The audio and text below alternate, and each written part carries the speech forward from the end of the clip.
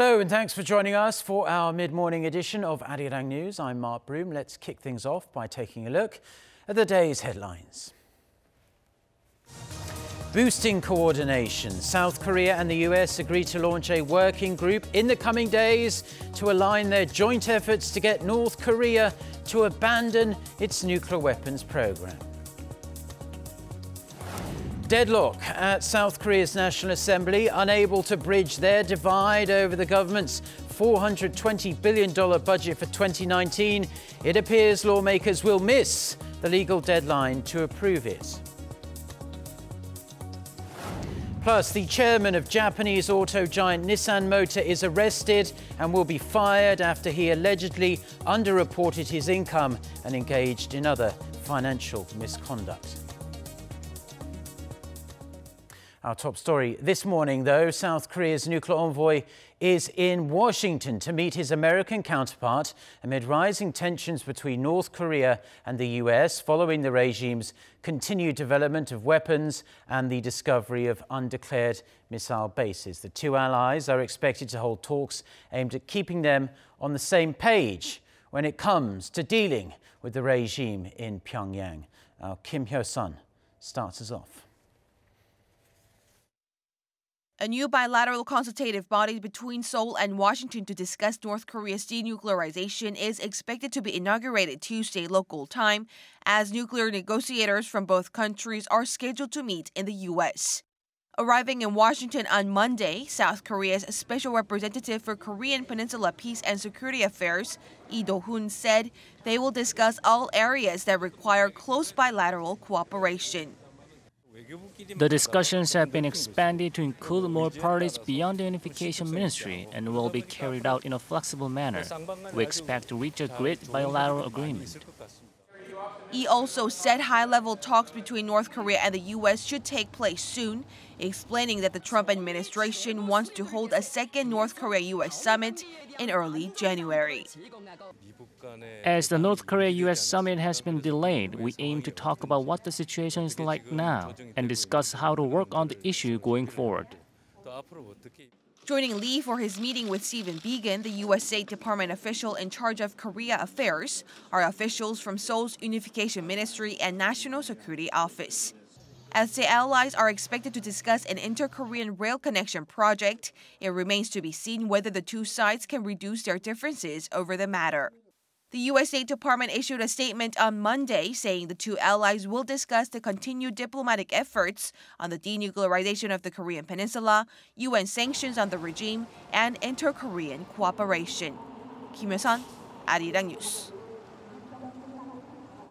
The US has sanctioned another individual for their dealings with North Korea. This time it's a South African national for allegedly helping the regime buy oil through illicit means. The US Treasury Department says Vadlen Amchenchev, a Russian-born South African national, advised an already sanctioned entity, Velmer Management, on how to evade US sanctions to support purchases of oil for the North.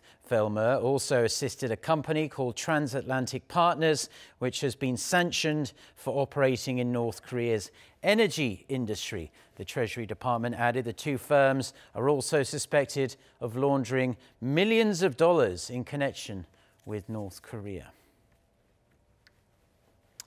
It happens pretty much every year, but yet again, it seems highly likely the South Korean government's 2019 budget will not be passed by the legal deadline. Rival parties fail to narrow their differences to normalize the National Assembly on Monday, and this is delaying deliberations on the spending plan.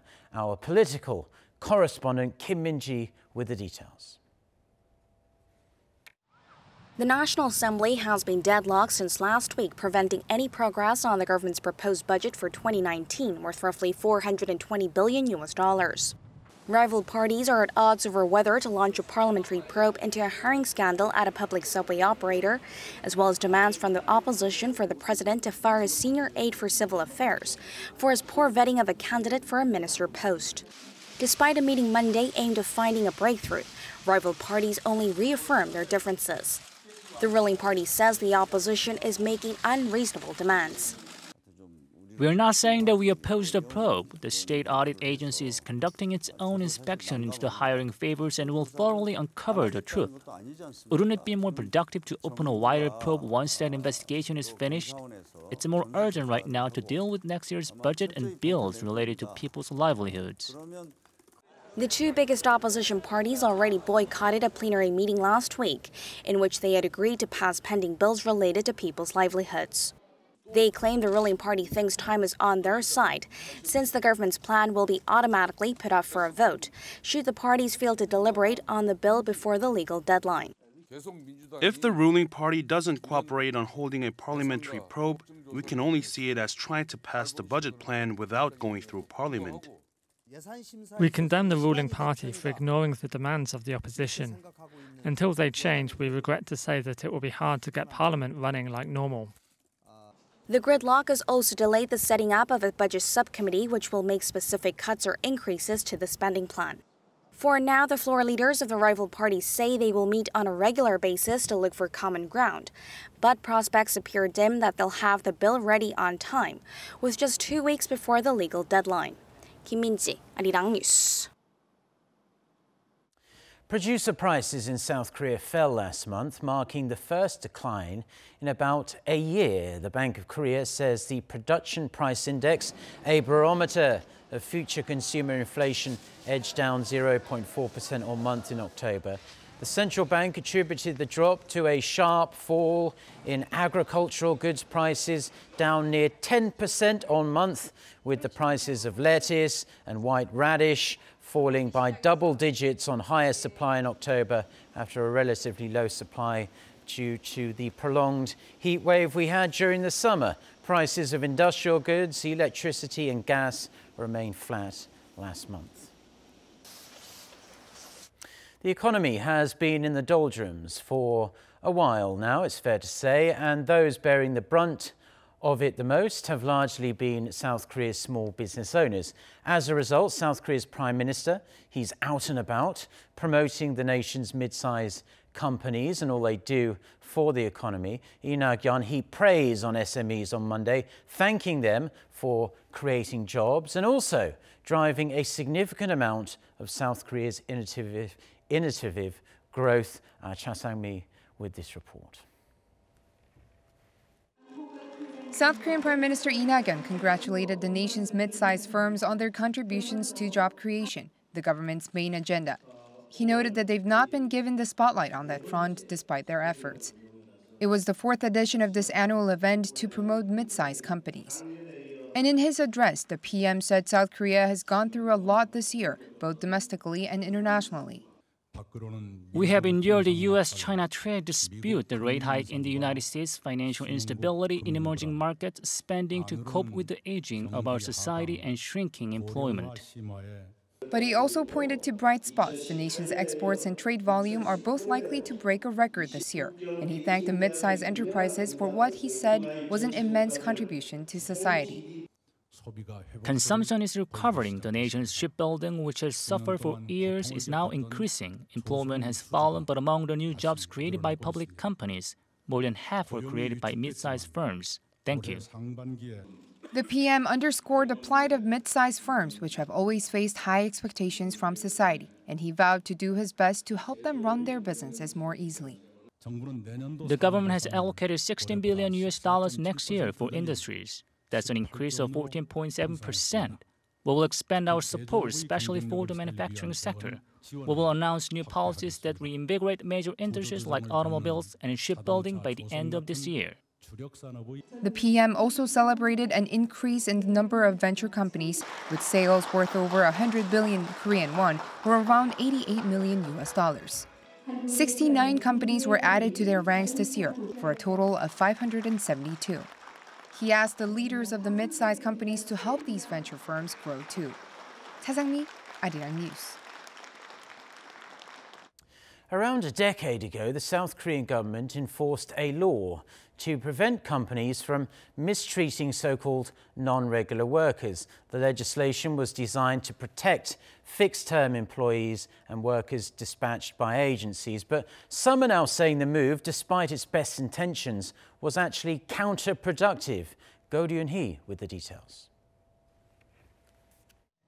The law limiting companies' use of non-regular workers, including fixed-term employees and workers employed through an agency, has increased the number of regular workers, but it has also led to a decrease in the total number of workers and led to more subcontracted workers who fall into categories not covered by the law.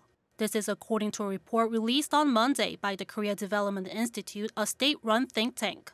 The report compared how more than 5,800 companies hired employees in 2005 and after 2007, when the government enforced a law to prevent the abuse of non-regular workers.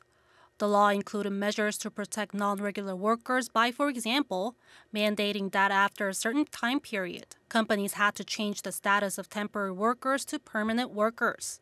The Korea Development Institute says this law actually decreased the total employment size. They also found out that companies hired more people not protected by the law, including contract workers. We can divide the total workers into three categories: regular workers, non-regular workers protected by the law, and non-regular workers unprotected by the law. It's like pushing the middle part of a balloon. As the South Korean government decreased the number of non-regular workers protected by the law, workers in other two categories increased. The researcher says a lot of effort is needed to prevent the abuse of non-regular workers, but the law has some limits. Therefore, the researcher says it is more important to think about what companies need in order to lessen their burden when transitioning from non-regular workers to regular ones. For companies to change non-regular workers to regular ones, a lot more flexibility is needed in working conditions for regular workers. Looser limits on work hours is one of many examples. 고르니, 아리랑 뉴스. Now, South Korea's duty-free shops posted bumper sales last month, despite China's continued curb on group tours to South Korea following Seoul's deployment of a US anti-missile system. Data compiled by the Korea Duty-Free Shops Association shows the store's total revenue nationwide stood at over $1.4 billion in October, a whopping 28.6% increase on year. Market watchers say a continued buying spree by individual Chinese retailers offset losses incurred from Beijing's ban on group tours. South Korea and China are resuming their joint patrols on illegal fishing activities in the West Sea. According to the Ministry of Oceans and Fisheries on Tuesday, the two sides have decided to conduct joint inspections on the jointly managed provisional water zone. The joint patrols have been on hold since 2016, when the Korean Coast Guard used force to seize a Chinese vessel fishing illegally in Korean waters, resulting in 3 Chinese fishermen dying from smoke inhalation. Each country's Coast Guard will monitor operations by unregistered ships, violations of territorial waters, and obstruction of official duties in the zones. Some 200 Chinese boats have been caught for illegal fishing activities this year alone, but that's actually down 12% from a year earlier.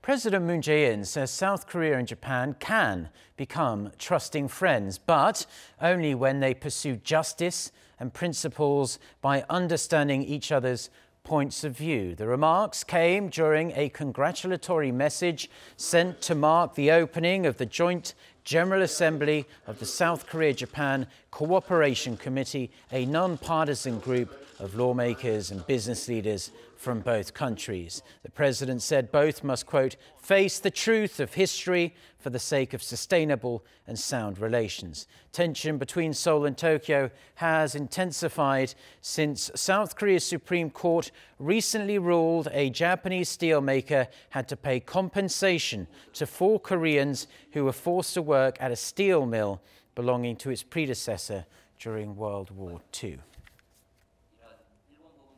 Over 100 South Koreans who visited one of North Korea's most famous mountains to celebrate the 20th anniversary of the launch of South Korean tours there. They returned home on Monday. The chairwoman of Hyundai Group, which spearheaded major inter-Korean projects, including tours to that mountain, says she expects the program to resume in the near future. Our Unification Ministry correspondent Oh Jung-hee reports. It'll be difficult to resume tours to North Korea's Mount Geumgang-san this year, but they will start soon. That's coming from the chair of Hyundai Group, who returned from a two-day trip to the mountain on Monday after celebrating the 20th anniversary of tours there for South Korean civilians. In August, I brought you a message of hope that tours to Mount Kumgang-san could start within this year.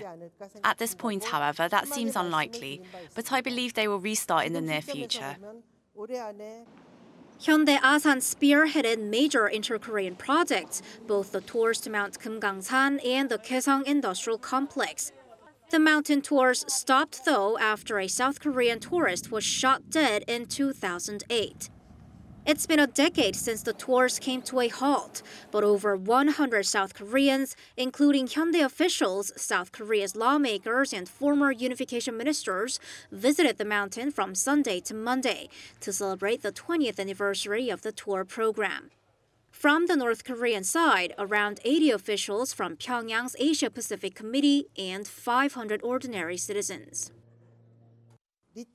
The vice chairman of North Korea's Asia-Pacific Committee said he's very happy that the celebration was so grand and successful, and expressed his wish that the tours resume soon.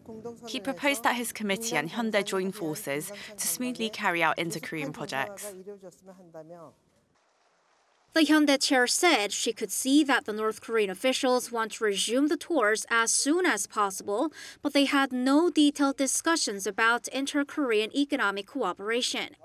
She added that preparations are underway at Hyundai so the tours can start as soon as international sanctions on the regime are lifted. Oh Jung-hee, Arirang News.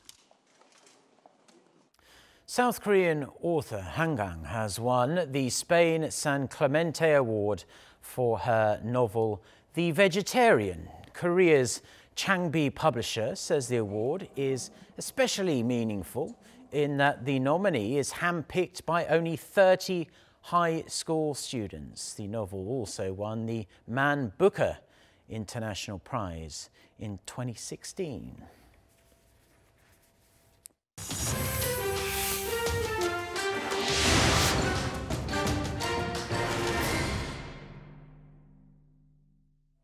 World news time, and the chairman of Nissan, Mitsubishi Motors and Renault has been arrested over claims of financial misconduct, and this has sent shockwaves throughout the global auto industry. For more on this and other news from around the world, let's turn, as we like to do, to our No Adam. So Adam, this is quite the corporate bombshell.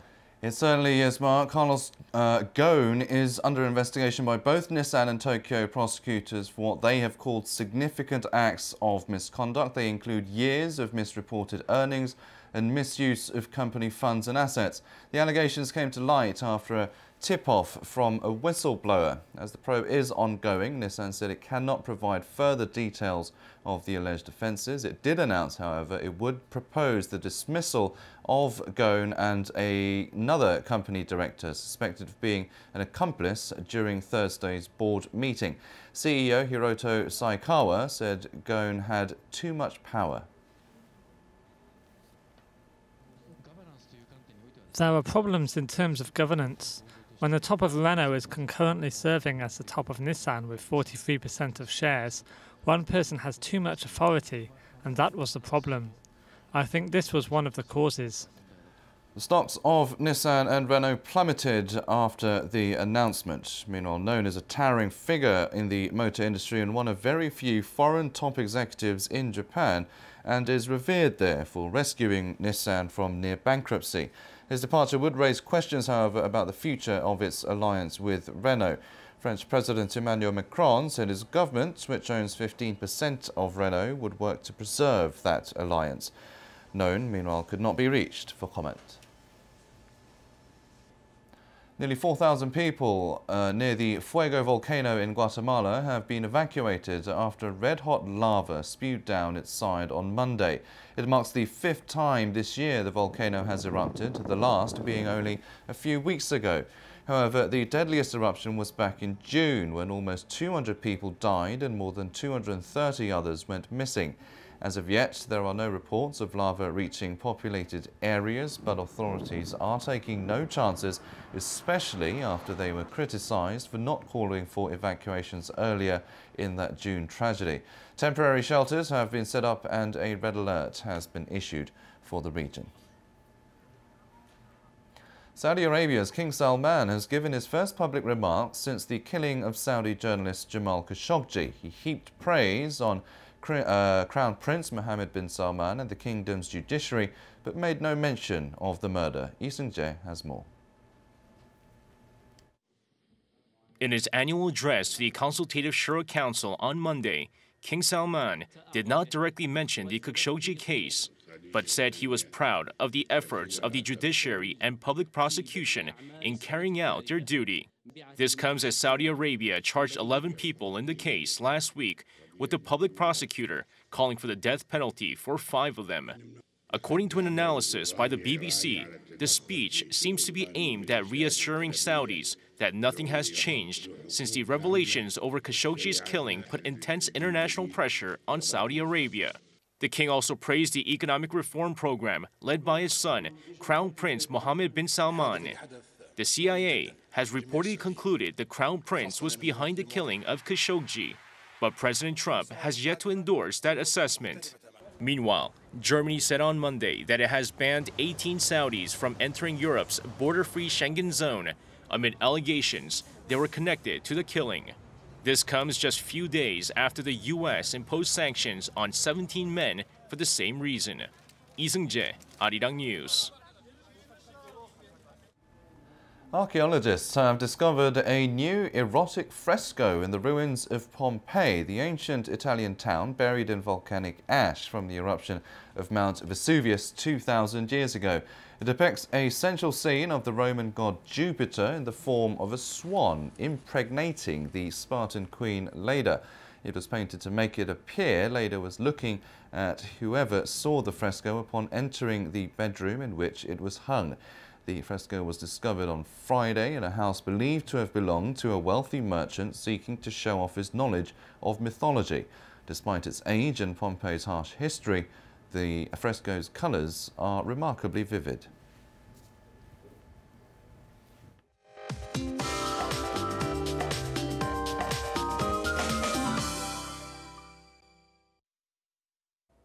Good morning. We had a very cold start to the day. It was the coldest day of the season so far. But daily highs will rise rapidly along with mostly sunny skies, with highs actually going high as yesterday. But despite much colder temperatures this morning, some of central parts of the country, including the Chungcheongdo, Jeollado, and Gyeongsang-do provinces, have been blanketed with fine dust. Seoul will have clean air today, but unfortunately a dusty day is in store for tomorrow. Meanwhile, Beijing and Tokyo will have daily highs similar to Seoul under a fair amount of sunshine. And for a closer look at today's daily highs here in Korea, Seoul will get up to 12 degrees Celsius, Daegu, Gyeongju, and Gwangju will make it to 14 degrees. Now brace yourself for Wednesday's light mix of rain and possibly snow. It's going to bring down the temperatures even further, beginning the day at -2 degrees Celsius on Thursday and -3 degrees on Friday here in the capital. That's Korea for you, and here's international weather for viewers around the world.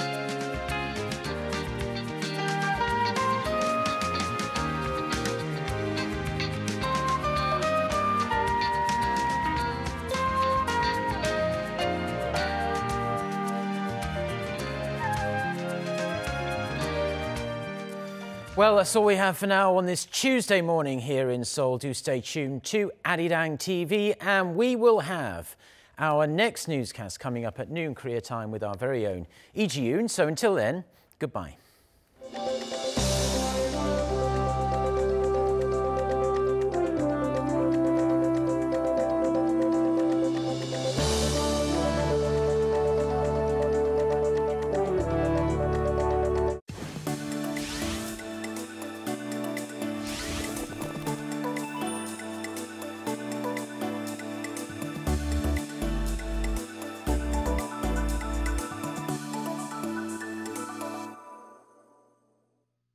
The 2018 Overseas TV Audience Survey. Arirang TV and Gallup Korea are conducting research on viewer opinions. Your honest answers will be used for the